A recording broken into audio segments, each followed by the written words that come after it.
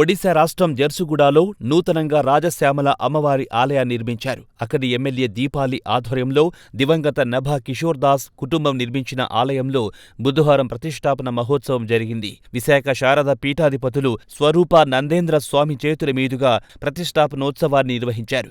దీనికోసం స్వరూప నందేంద్ర స్వామి విశాఖ నుండి జర్సుగూడ వెళ్లారు. 3 రోజుల పాటు ప్రతిష్ఠాపనోత్సవాలు నిర్వహించారు. జలాదివాసం అనంతరం రాజశ్యామల అమ్మవారి విగ్రహాన్ని శాస్త్రోక్తంగా ప్రతిష్ఠించారు. ఈ సందర్భంగా చేపట్టిన ప్రతిష్ఠ హోమాల పూర్ణాహుతిలో కూడా స్వరూప నందేంద్ర స్వామి పాల్గొన్నారు. ఆలయ నిర్మాణం మొత్తం విశాఖ శారదా పీఠం పర్యవేక్షణలోనే పూర్తయింది.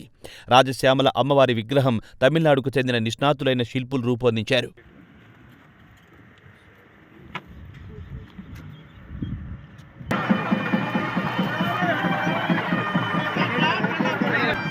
साइड हो जाओ ना, थोड़ा साइड हो जाओ।